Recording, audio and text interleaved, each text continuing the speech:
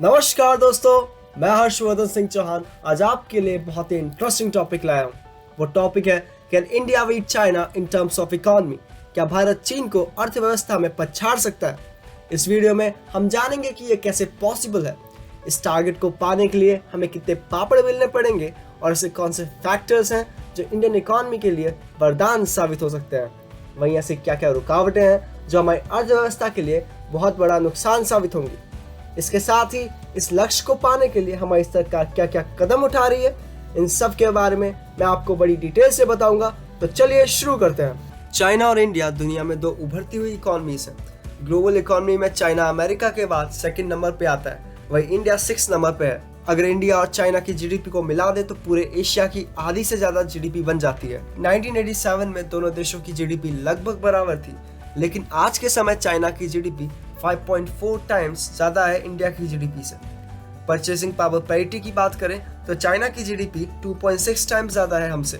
भारत बड़ी अर्थव्यवस्था वाले देशों में सबसे तेजी से बढ़ने वाली अर्थव्यवस्था है।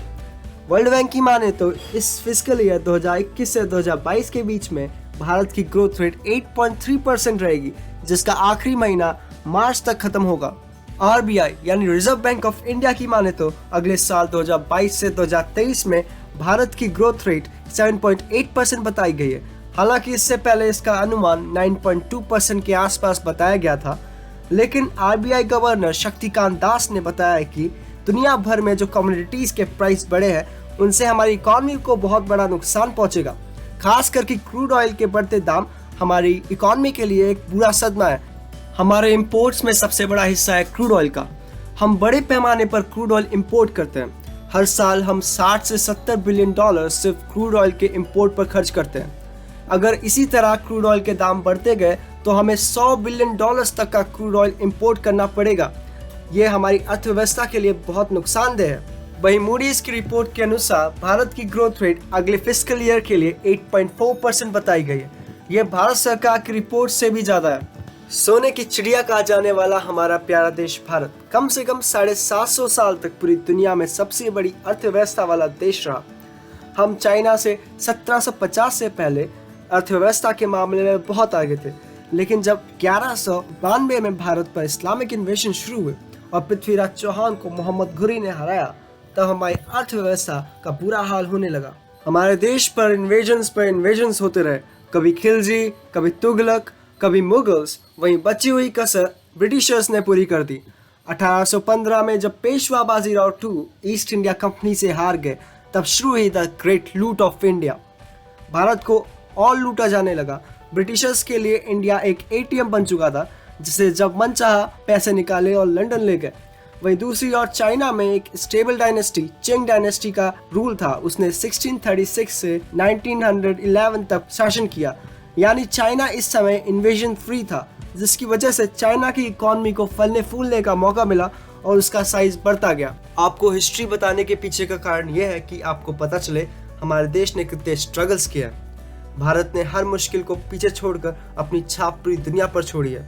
चाहे कितने भी नरसंहार हुए हों, लेकिन तब भी भारत अपने पैरों पर बड़ी शान से खड़ा है। इस तरह कोरोना महामारी से पैदा हुई आर्थिक चोट को भी भारत सह लेगा और आगे बढ़ता रहेगा। अब बात करते हैं उन फैक्टर्स के बारे में जो इंडिया को चाइना के मुकाबले एक बहुत मजबूत कंटेंडर बना रहे हैं, जिनकी बदौलत हम चाइना के आगे निकल सकते। तो सबसे पहले बात करते हैं डेमोग्राफी की।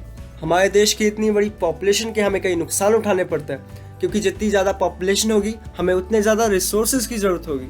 लेकिन दूसरी तरफ इसी पॉपुलेशन के हमें कई फायदे भी मिलते हैं। अगर हम इंडियन डेमोग्राफी को देखें तो हमारे देश में दुनिया की सबसे बड़ी वर्किंग पॉपुलेशन में से एक है। एक इंसान की वर्किंग एज नॉर्मली 15 से 65 साल के बीच में होती है। भारत की आबादी में 52 करोड़ वर्किंग फोर्स मौजूद है, जो कि हमारी आबादी का 40% है।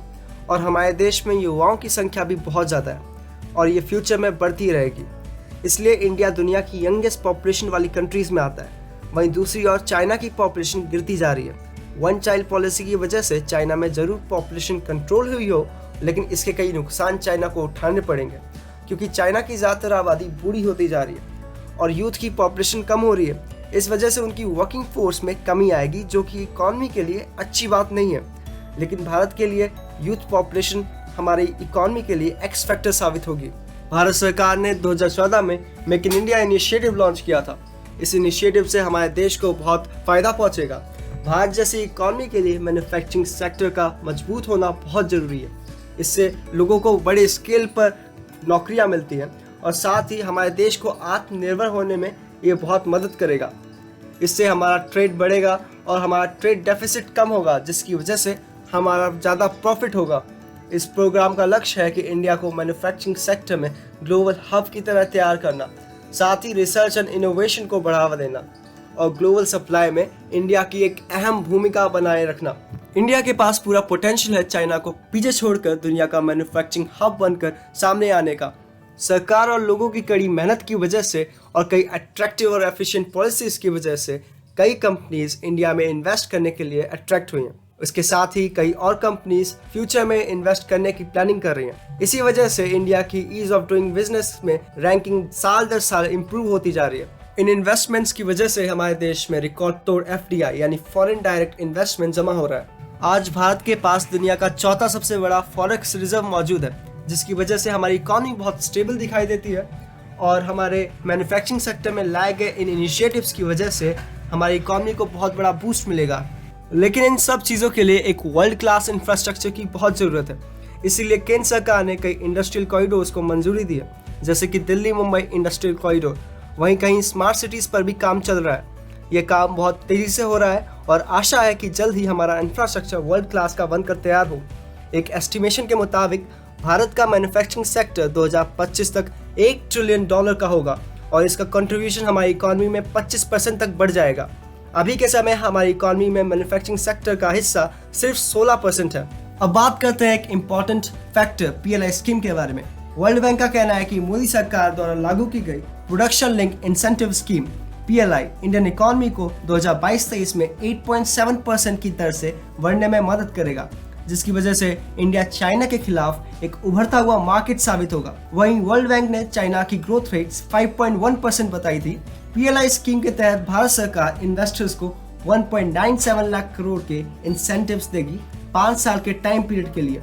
इसमें सरकार ने 13 की फैक्टर्स को शामिल किया है, जिसमें प्रोडक्शन बढ़ेगी और एक्सपोर्ट्स को भारी बूस्ट मिलेगा। जिन सेक्टर्स को इस स्कीम में फायदा मिलेगा वो है telecom, electronics, auto parts, pharmaceutical drugs और सोलर एनर्जी कंपोनेंट्स। इस स्कीम से $520 बिलियन तक की प्रोडक्शन बढ़ेगी अगले 5 सालों में। अगर आपने शार्क टैंक इंडिया देखा होगा तो आपको पता होगा कि स्टार्टअप्स का आजकल इंडिया में कितना क्रेज है। हमारे देश में टैलेंट और इनोवेशन की भरमार है। इंडिया में लोगों को स्टार्टअप्स के बारे में अब धीरे धीरे अवेयरनेस बढ़ रही है। जिस इंसान को एंटरप्रेन्योर की स्पेलिंग भी नहीं आती थी, अब वो शार्क बनने के सपने देख रहा है। यही स्पिरिट हमारे देश को आगे ले जाएगी। रिसेंटली इंडिया में कई स्टार्टअप्स यूनिकॉर्न बने और जल्दी हम चाइना के बराबर आ जाएंगे regarding number of unicorns. Unicorn basically उस कंपनी को कहते हैं जिसकी वैल्यूएशन 7,500 करोड़ रुपए यानी $1 बिलियन के बराबर हो। इन स्टार्टअप्स की वजह से हमारे देश का रेवेन्यू बढ़ेगा और एम्प्लॉयमेंट भी जनरेट होगा, जो हमारे देश की इकॉनमी के लिए बहुत अच्छी चीज़ है। एक और बहुत इंपॉर्टेंट फैक्टर जो हमारी इकॉनमी को प्रभावित करेगा वो है good relations with other countries. Bharat के रिलेशंस आज के समय दुनिया के ज़्यादातर देशों के साथ बहुत अच्छे हैं, क्योंकि पूरी दुनिया को आज भारत की ज़रूरत है। जो देश चाइना की दादागिरी से परेशान है उन सब के लिए भारत एक बहुत अहम देश है, क्योंकि इन सब देशों को पता है कि जो देश चाइना का मुकाबला कर सकता है वो है भारत। आज के समय दुनिया का कोई देश हमें नज़रअंदाज नहीं कर सकता।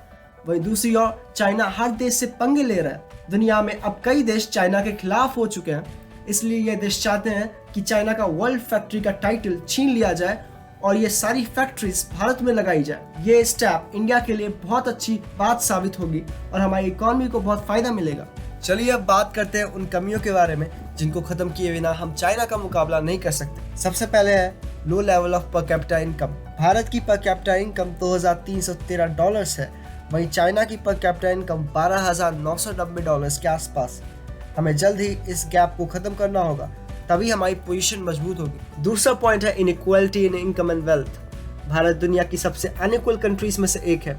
यहाँ पर टॉप 10% लोग पूरी आबादी का 57% इनकम कमाते हैं, वहीं 1% एलाइट क्लास पूरे देश की 22% इनकम कमाती है। तीसरा पॉइंट है मैसिव अनएम्प्लॉयमेंट। इतनी बड़ी यूथ पॉपुलेशन को एम्प्लॉयमेंट देना सबसे बड़ा काम है। अगर अनएम्प्लॉयमेंट ऐसे ही चलता रहा तो इंडिया अपनी यूथ पॉपुलेशन को कभी यूटिलाइज नहीं कर पाएगा। तब ये एडवांटेज ही हमारे लिए डिसएडवांटेज में कन्वर्ट हो जाएगा। तो friends, at last but not least, मैं आपसे ये पूछना चाहता हूँ कि इस टॉपिक पर आपके क्या विचार हैं। कब और कैसे इंडिया चाइना को इकोनॉमी में पीछे छोड़ेगा और दुनिया में एक इकोनॉमिक सुपर पावर बनकर उभरेगा?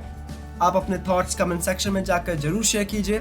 और हाँ, अगर आपको ये वीडियो अच्छी लगी हो तो लाइक एंड सब्सक्राइब कीजिए और इस वीडियो को अपने फ्रेंड्स और रिलेटिव्स में जाकर जमकर शेयर कीजिए। So thank you for listening and thank you for watching. I hope you have a good day.